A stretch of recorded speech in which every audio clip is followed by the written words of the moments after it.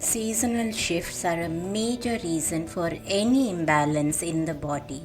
Based upon our location, seasons, everything can vary. The cusps where seasons move from one to another are generally vulnerable times, and when the seasons and nature are vulnerable, our bodies are predisposed to be more vulnerable. Based upon our body constitution, specific seasons make us further vulnerable. This can impact our body, mind, sleep, and all health. In today's podcast, we will answer 3 questions.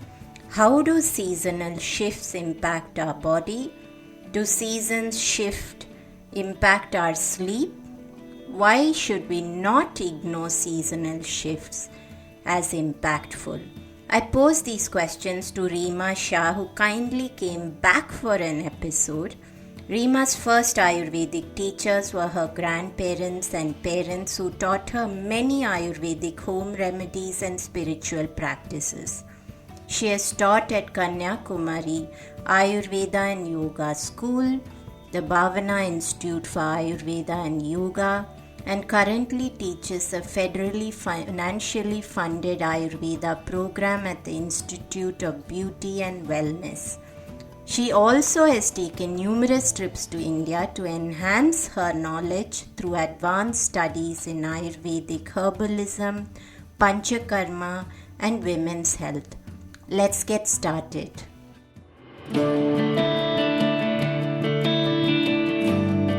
Hey everyone, I'm Deepa, Light Functional Medicine Practitioner, author and yogini, and you're listening to the Sleep Whisperer podcast, the only sleep podcast with conversations and meditations.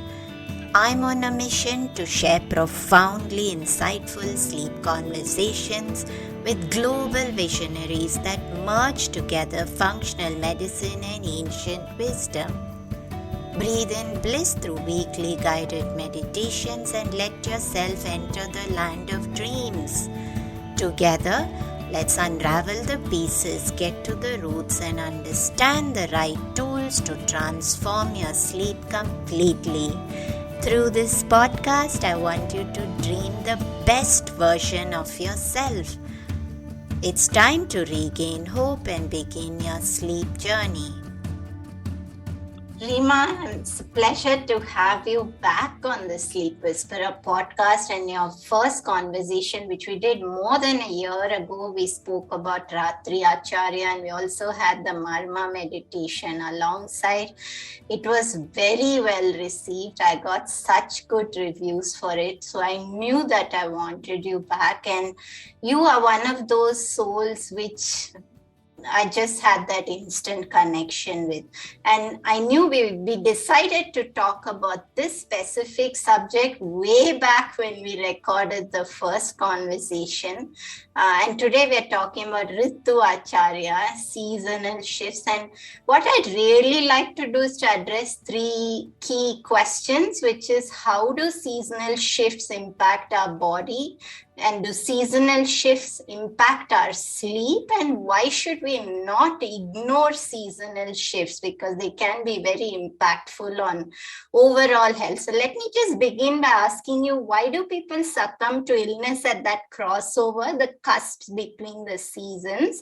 And is it that they don't know how to tweak eating methodology or lifestyle interventions? And maybe we'll just begin by talking about why is that crossover, that cusp, a sensitive time? Beautiful. Thank you, Deepa. I'm so happy to be back here. What a good question to start with, because the transitions of the seasons is called Ritu Sandhi. And that literally means that transition time. So in India, where you are, you have 6 distinct seasons. Where I live in America, I have 4 distinct seasons. So across the globe, no matter what climate you live in, because it definitely is different. You've got these monsoons. I live in a climate with very cold winters. The the beauty about Ayurveda is that no matter where you live, you can apply these age-old concepts. So when we look at seasonal transitions, and you're at a great time too. You're in India in April. You're in that intense heat, and that will soon shift to the rains, those rains coming down. And here in America, we are in spring season. So many of us are coming out of a deep winter. So if we just take time to observe nature during the transition of the seasons, nature's vulnerable. You know, sometimes we can look at nature and we say, is it winter or is it spring? Is it spring or is it monsoon? We don't even know because nature itself seems confused. And shift through seasons is a big thing because the character of the time completely changes. You know, when you're in winter, you want to wear warmth, you want to wear jackets, but just within a short time, that completely changes. So the saying in Ayurveda is that when the seasons or outside looks vulnerable, that same impact happens on the body. The body is very vulnerable during that time. So we need to take extra caution. And there's two really important concepts, which is, as you know, even in Indian culture, cleansing and fasting, detoxification is extremely important. And there's a time and place for it. Many people in the West, they feel unhealthy and they just want to detox. But in Ayurveda, we say, no, we really want to look at the cycles of nature and we want to detoxify with them. So two important times, springtime and fall, are very good times for detoxification. So it's a good time to say to yourself that you're really going to focus on your diet, your lifestyle, your meditation practice. Let me just ask you, Rima, because there's two key things that emerge from what you just mentioned. And right now you spoke about we need to detoxify in the spring and in the fall. Could you just break that down? What is the month we're talking about and what is that looking like all over the world? Yes, so it's very easy to see this in America, because in America, we go through a very long cold winter. Even people in California, it gets cold. So that is comparable to your India's really January, February also, right? November, December, January, February, it's the colder months. So we first off just want to think about if we split up the year in two parts. The first part we really call like the Dakshinayana. And Dakshinayana is the part of the year where it's drier and colder. So first off, think in India, when do you feel like it's drier and colder and windier and it affects you more, right? And then we've got this Uttarayana aspect, and that is when it's warmer. So when we can just split up those things, we can tell ourselves that in those colder, drier months, we need nourishment.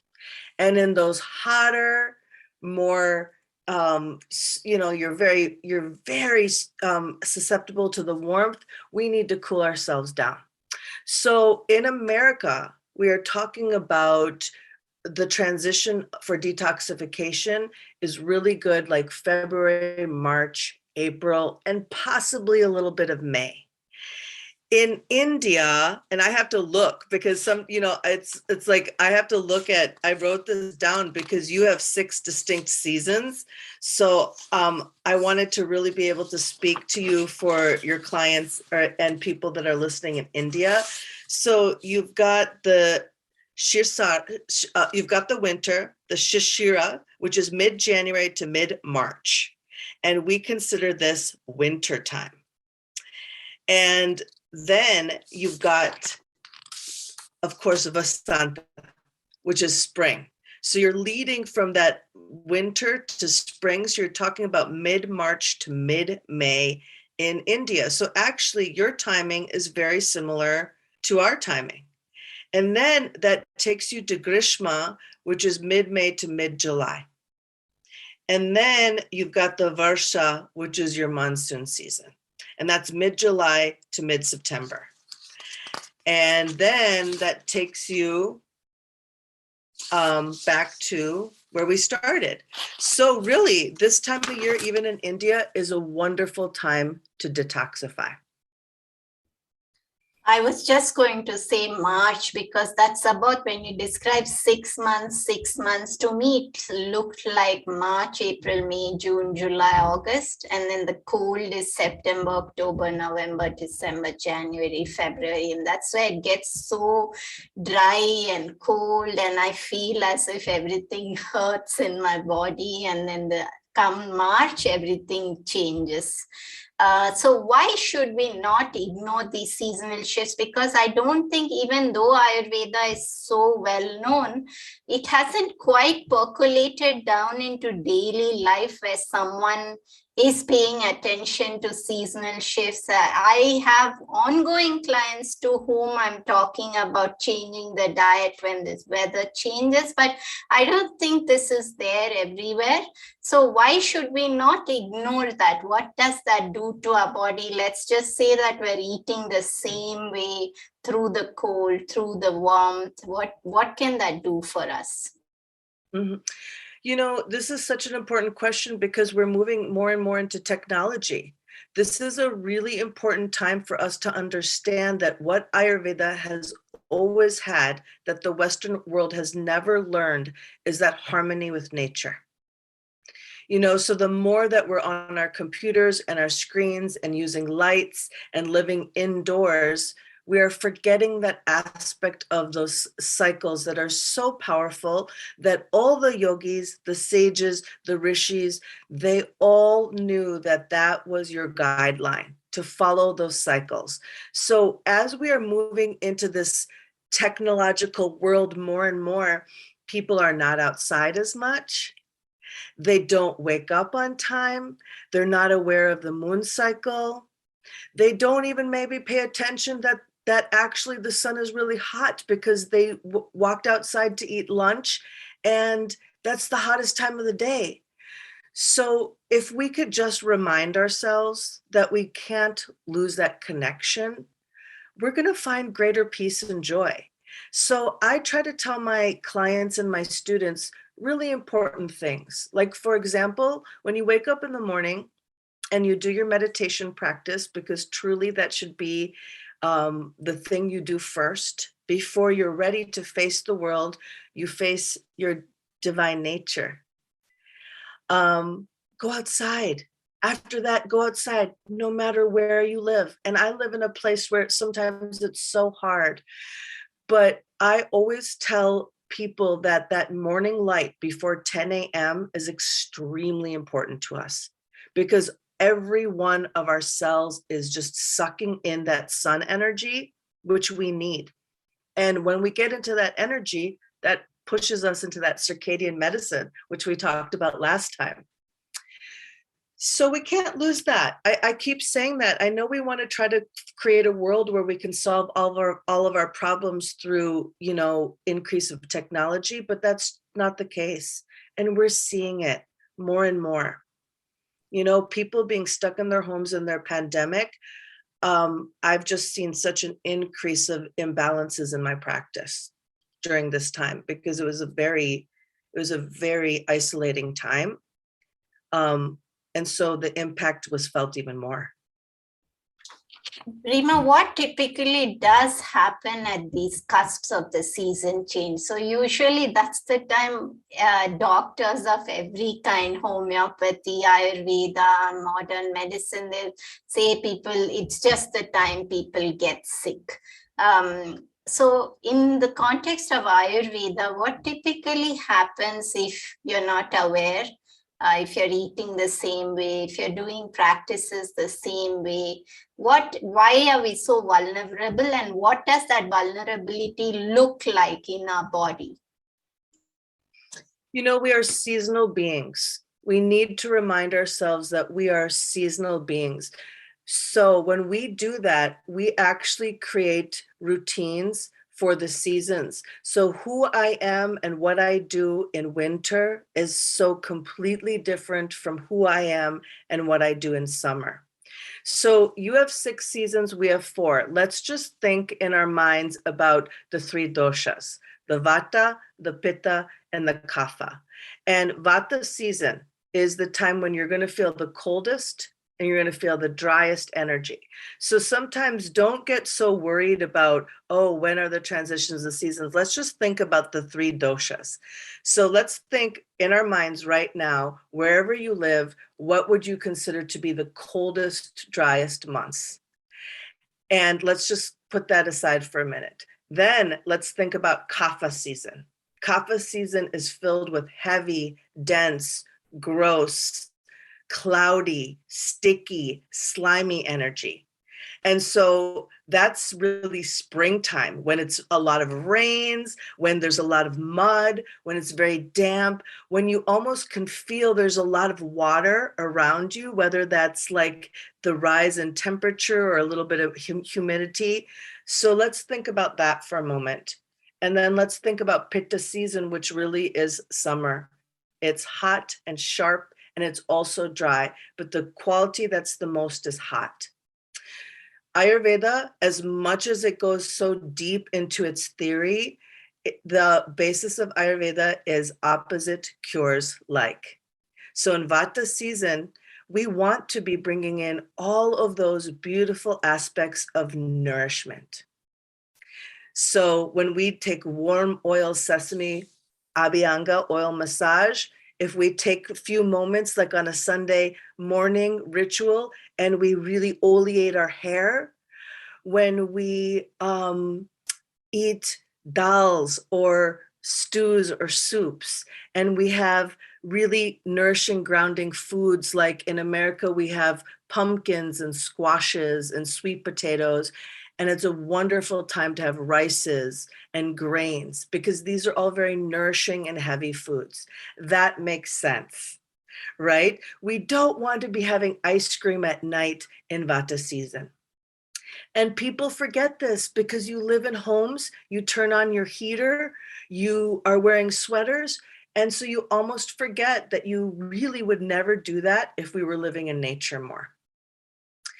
And when we do that, we can really feel in harmony with nature. But if we don't do that, Vata season is the season that you could have the biggest impact on your sleep. And you made an interesting point, Rima, because you spoke about how we've got these heaters on and we forget, but that was a very valid point, because that's what truly happening in the summer. We've got the air conditioning on, and then, but we need to, I think, bring it back to the fact that our body remembers, even if we have probably protected it from that seasonal impact in some way. And yes, Vata, you described so beautifully the Abhyanga, which we did go into it a lot more in the first episode. So I'm sure people can go back and take a listen to that. And I would like you to talk a little bit about the Pitta time and the Kapha time as well, in terms of, you brought it back to very key aspects, practical things which we can do. So when we're talking about kapha and the sticky, the monsoon, and that's where the time everyone's telling you that, oh, people just get colds, it's normal. So what do we need to be tweaking? What is the opposite of sticky? That is the perfect time to fast. And that is why India is so tied in with also their spiritual religious ceremonies. Many people who observe their spiritual life will fast, because that is all intertwined. All those aspects of spirituality are intertwined. But we wouldn't want to fast in Vata season, because if we did that, that would aggravate Vata, and that would really, really make us feel all of the impacts that Vata can have on the body. So Kapha season is a perfect time to fast. And we want to not have all those nourishing foods anymore. So the 3 things to think about is warm, light, and dry. Because Kapha is cold, Vata is cold. Kapha is not as cold as Vata, but kapha is still cold. So we want to have some aspect of warmth. So it would be very good to also move, exercise, change the scenery in your house, get rid of your salvarkamis, your extra clothing. So you want to lighten your load in every aspect, your mind, your lifestyle, and especially your diet. So it's a wonderful time to definitely do the strictest diet that you want, like fasting. It's a very good time to observe Ekadasi, because Ekadasi are natural days of fasting in the Vedic calendar, and they happen on the 11th fortnight in the lunar calendar. And so when, in India, people really still follow this. And this is beautiful because that's 2 days out of the month that you're really observing fasting, or you're really limiting your diet. So it's a good time to bring in herbal teas, really good time to still use ginger. You want to use astringent foods. In India, you've got such amazing herbs that some of them are astringent, which means they're drying. So they pull all that extra moisture out of the body. Because in kapha season, we can feel heavy, we can feel a little overweight because we just came from the winter, we can feel depressed or lethargic or unmotivated, we can feel congested, and all of that. So you're getting that breath of fire.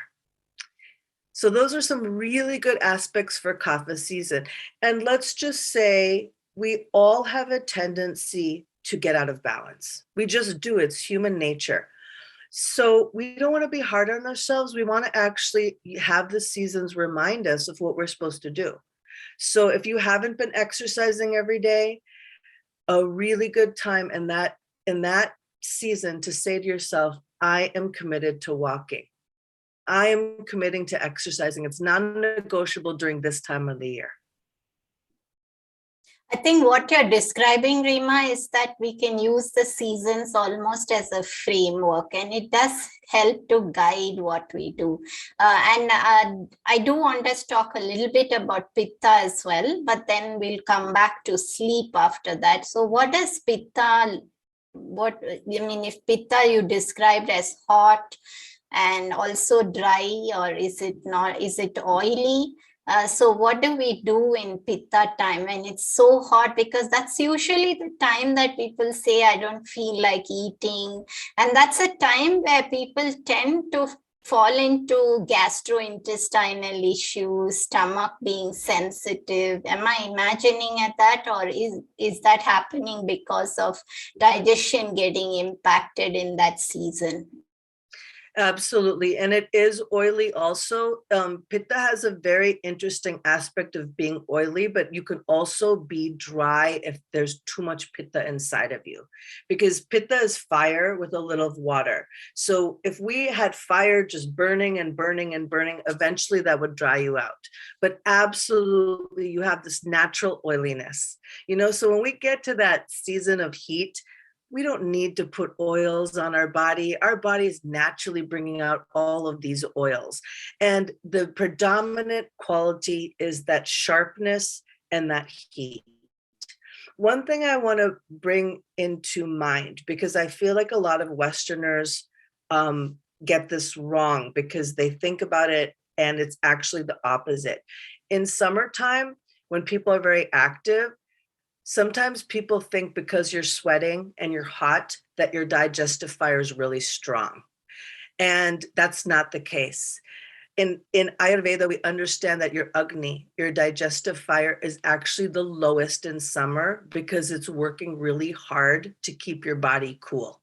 Your body is working so hard to make sure that you're not overheated. So your digestive fire is actually really low. The time that your digestive fire is the strongest is actually Vata season, because your body's working so hard to keep yourself warm. So that fire is just really burning. So that's a really good thing to think about. And you actually already said it, because India has extreme heat, so people can really feel it. Here in America, I live in a place where it's like 75 to 80 degrees. So I don't know what that would be Celsius wise. but it's much less heat than you experience. So sometimes people don't really understand that you're actually not that hungry. So listen to your body. When your body's telling you those things, it's a beautiful way that the seasons are actually having an impact on you.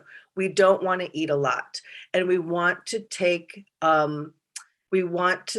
advantage of what the season offers, which is a lot of fresh fruits and vegetables. So if you're finding yourself eating a lot of mango and dadam, pomegranate and grapes and all of those fruits, that's wonderful. Really good time to have your buttermilk, because that cools your body down.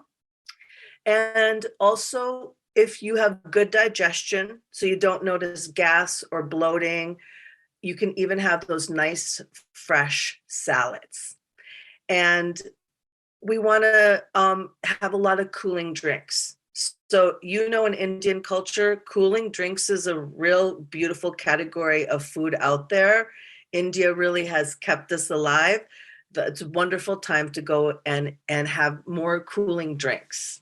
And what I love when you spoke about that, Rima, was the kokum juice, the rhododendron juice, the pomegranate, the hibiscus tea. I mean, all those are such cooling foods which we bring into our life. And buttermilk, yes, that's a big part of it. And you brought a lot of points into the seasons and how do we tweak some of our diet. But I can so imagine our listeners asking the next question, linking us to this, which is, what does one do if we are predominantly a dosha? So do we adjust to our dosha as our prakriti, our constitution, or do we adjust to the seasons more? Because where do we begin? Does seasons take more importance, or does the individual body constitution matter more?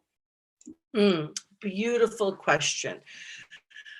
I think that we do, first and foremost, need to understand who we are in relation to the cosmos.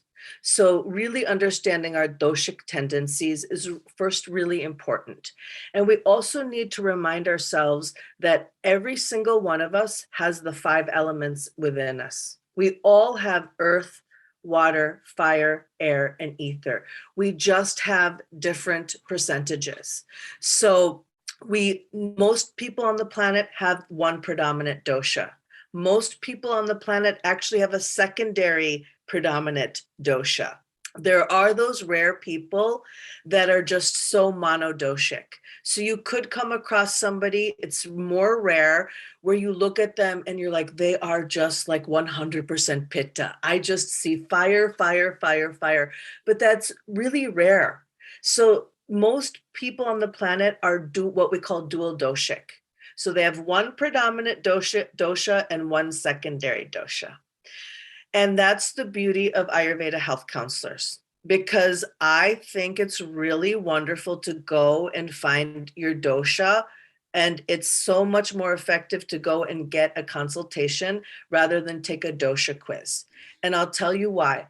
A lot of people fill out those dosha quizzes, those free dosha quizzes that are online, and they get confused. They answer the dosha quizzes more with their vikruti, their current state of imbalances, instead of their prakruti, which is the true essence of who you are the moment that your star seed came into existence.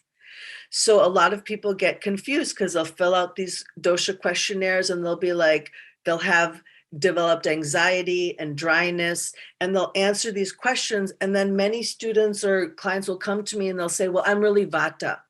And I'll look at them and they look Pitta. And so I need to remind them and teach them that you're looking at your imbalances. We want to break the layers of ourselves with the lifestyles that we're living and get to the true essence of who we are. And a lot of that is we have to look back on our childhood. Like, how were we when we were young? Were you shy and timid? Were you that person in the playground that was always the center of attention? Are you very affectionate and cuddly and have a natural ability to really want to nurture? So we want to look at aspects of who we are as children. So I think that's first and foremost. You want to know if you're Pitta predominant, Vata predominant, Kapha predominant. But then you've got to take who you are, and you've got to find your relationship with each season. So for example, I'm predominant Pitta, but even in Vata season, I need that nourishment. So I'll still do a lot of those nourishing aspects, but I might not use as much chili pepper as like a Kapha person could use, or even maybe a Vata person. So I might just use a little bit of green chili. I might sprinkle a little bit of lal mircha or red chili pepper. I might choose to use leeks instead of onions because leeks are a little bit less pungent. So we still want to follow the season, but we also want to make sure that we're really respecting our own body constitution. Beautiful, Rima. And in fact, I think you read my mind, because I was just going to ask you about the quiz versus the consult, because I truly believe those quizzes are very tricky, and you describe that well for us, because just to understand the difference between Prakriti and Vikriti, and that's so key to, otherwise you're following, tweaking your protocols, and maybe it's not suitable to you. And that's why I think a lot of times you hear people saying, I tried Ayurveda, it only made me worse. And that can just go back to the fact that the guidance of Ayurveda was not in the right exact way to support them personally. And I'd just like to talk a little bit about sleep. You did mention when you spoke about the Vata season that that's the time that sleep goes off. So could you just describe a little bit more about what happens to our sleep at that specific time? And when we say Vata time, so I'm thinking it's something like maybe September, October, November, something where it's that really dry, where you get the cracked heels and the chapped lips. And what's actually the time in terms of sleep? So what can our sleep look like when the seasons have impacted it negatively? Wonderful question. So first off, I told you last time that I just have so much gratitude that you're doing this podcast, because sleep has become such an issue. When I first started to teach Ayurveda, I think that they used to say that 75% of the planet had sleep disorders. And now I think that we're seeing that it's almost even 90%. At some point in everyone's life, you go through periods of really feeling like your sleep has been impacted. So this brings us to another really great concept that also still is going to give you another level of understanding seasons. When the dosha that is predominant in the season. So for example, the coldest months wherever you live is Vata season. Vata starts to actually accumulate a little bit before the season starts. So let's think about this, because a lot of people are plagued with allergies, right? So, and allergies for Americans come a lot in springtime and fall. So I have a lot of clients who come to me and say, well, I heard Ayurveda is really successful for allergies.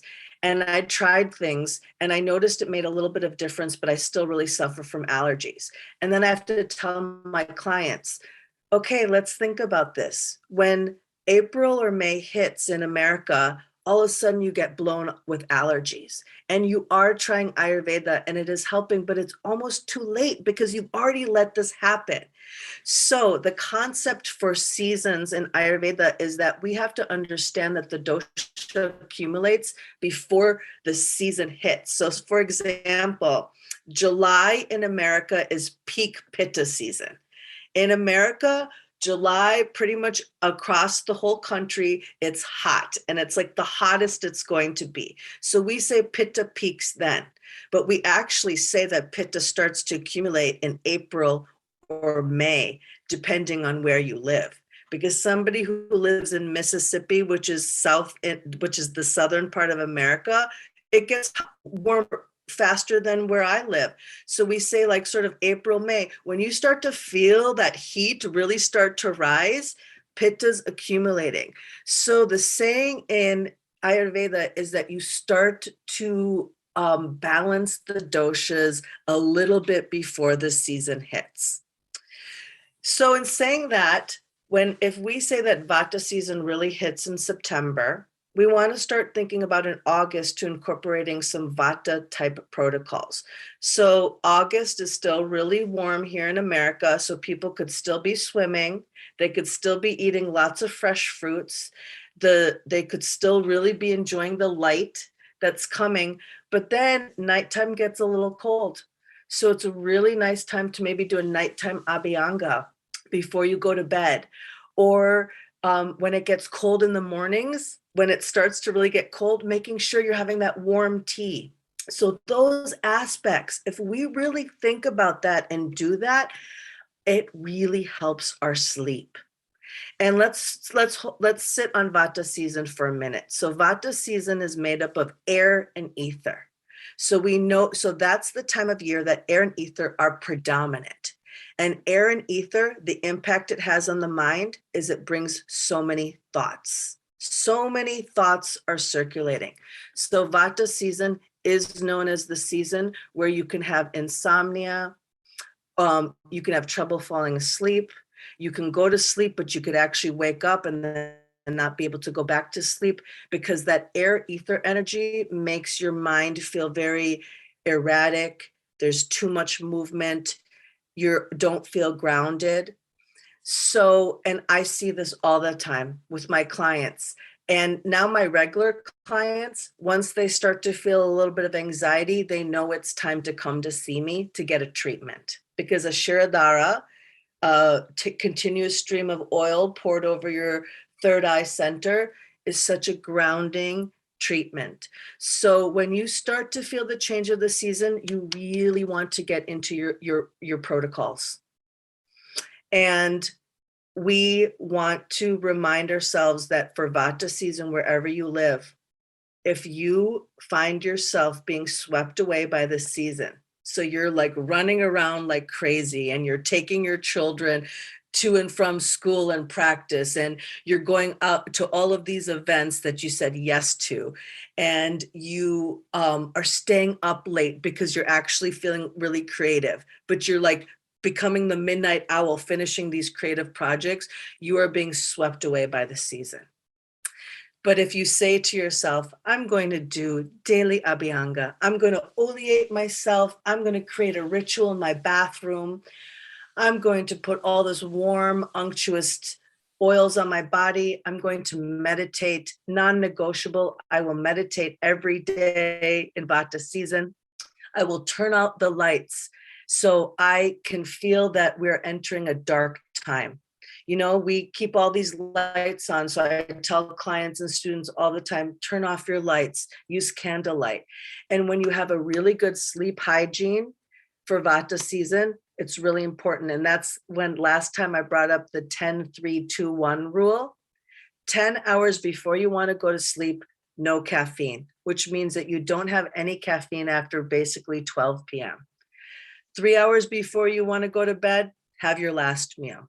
2 hours before you go to your bed, no distractions. So like, for example, if you're counseling a girlfriend on the phone who's telling you about all her problems, you want to cut that out at 2 hours before. Or maybe you're just distracted with a lot of things around the house. It's time to get into that quiet cave. And then 1 hour before you go to bed, no phone. And I think that's really key for Vata season. Kapha season, the problem with Kapha season is people want to sleep too much. People don't want to get out of bed. And so Kapha season, we have to be very disciplined, non-negotiable that we say that we're going to get up early. And then Pitta season, that is when the light is so prevalent. So it could be light out until like 9 o'clock at night. And so, you know, people are kind of impacted by that.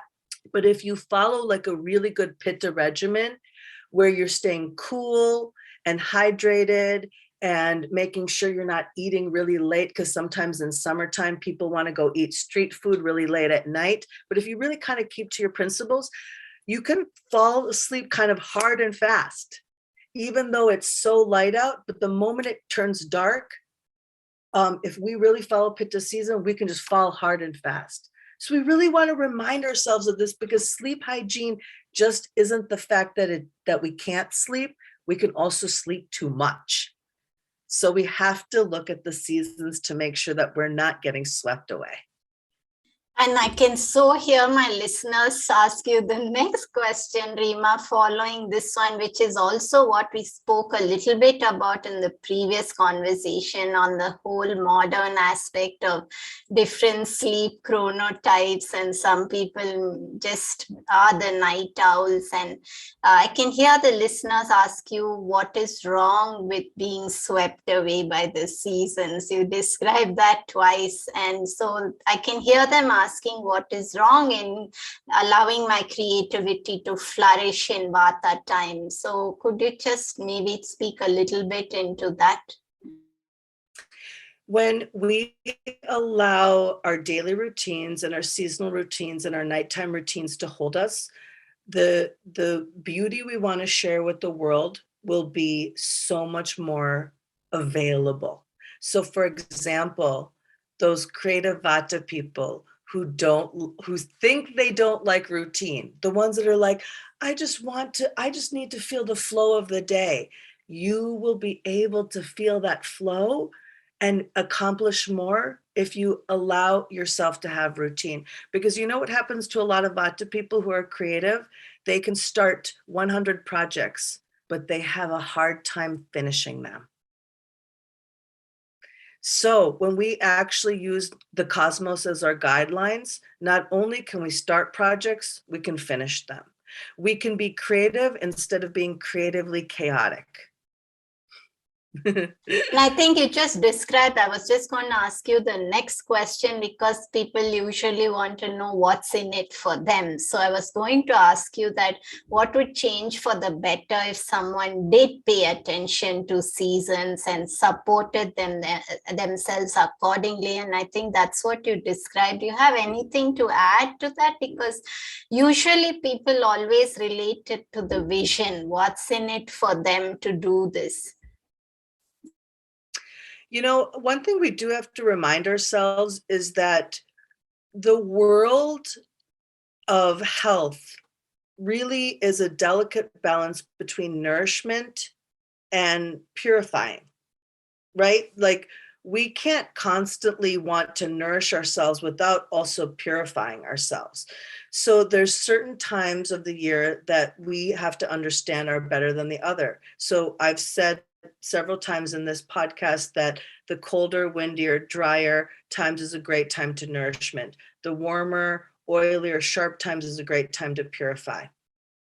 So we want to be able to find that balance between the nourishment aspect and the fact that we also have to purify. We have to get rid of the things that just accumulate within ourselves. And we call that Brahmana and Lankana. And Brahmana and Lankana is considered to be two of the most important aspects in what we consider to be like palliation therapy in Ayurveda. Like when we start talking more and more about treatments, one of the biggest aspects when we look at any client is we have to look at them and say, do they need Brahmana or do they need Lankana? And so many people in our modern world are so depleted. And that is why rejuvenation is become like the buzzword in the wellness industry. And it all stems from Ayurveda.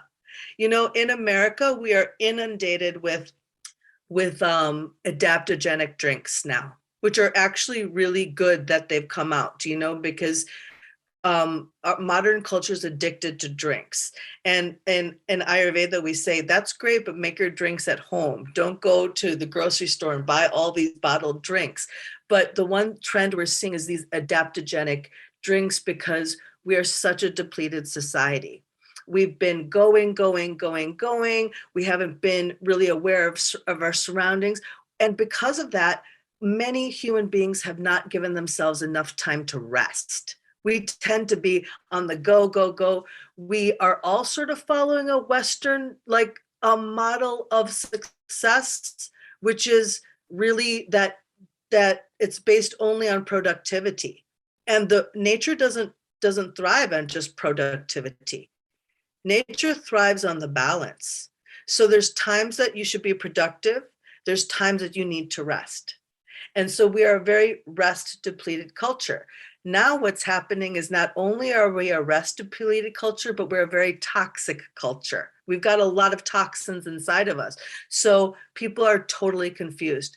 They're like, I don't know if I need to detox, but I'm so tired. I don't know what I'm supposed to be doing. So it always comes back to reminding people, yes, you have toxins. And yes, these are certain things that we're going to do to help you, but you're so depleted. So these are some really nourishing aspects that can help you. And that's really across the board for every human being, because we are constantly under stress to achieve. This is why I love our conversations, Rima, because when you spoke about the balance between nourishment and detoxification, I think that's something that I've seen in my practice as well of functional medicine, where a lot of times the functional world is heavily focused on detoxification. And I think at times it can get excessive, where someone is having chelation, strong therapies, or they're having these strong detoxifying drinks, chlorella, spirulina on a daily basis. And I think that doesn't really allow our body to build and to just, as you say, nourish. And I think that's very important. We are almost out of our time. So it's been a wonderful conversation, but I think we should probably leave our listeners with maybe 5 key points that you would suggest to take away from this in terms of how might we support ourselves to flourish during seasonal shifts. Wonderful. Okay, 5. So first off, what's coming to my mind, pay attention to your local farmers, your local herbs, your local foods, because that is going to give you a reminder of what nature is providing for us. So for, in India, when Amla comes out, it's the time of year that we need that. We need to take that amalaki. And so nature is so intelligent, we don't need to be thinking that we know better. So get really in tune with what's growing around you, because that really is very dosha balancing. So that's number 1.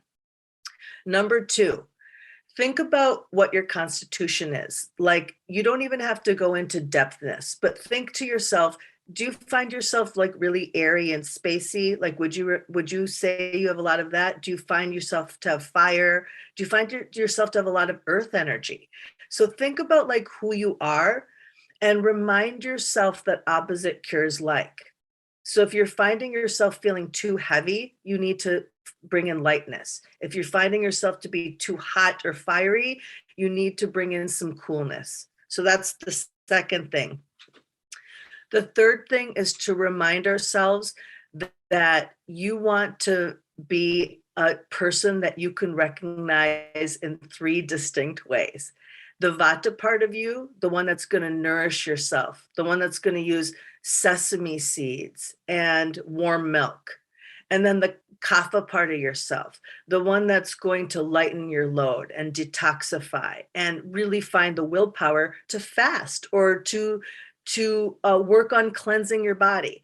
And then the Pitta part of you, to remind yourself to slow down, to cool off. So that's really important. That's the number 3. That's number 3. Number 4, think about 1 aspect per day that you are just giving yourself self-care.